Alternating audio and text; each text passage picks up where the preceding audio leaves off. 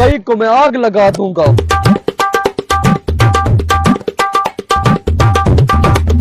क्या कर रहे हो?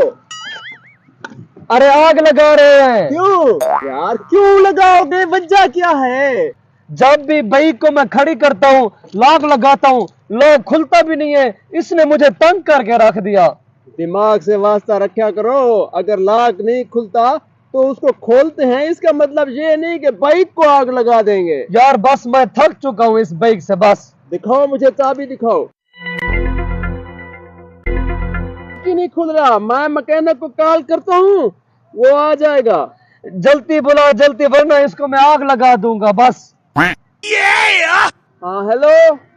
हाँ यार, हमारी बाइक का लॉक खराब हो गया, आप इधर आ जाएं जरा, हमें ये लॉक खोल दें। जल्दी हैं। हाँ जल्दी है, चलो ठीक है ठीक है। इस बाइक को आग लगा दूंगा। बस आग लगा दूं।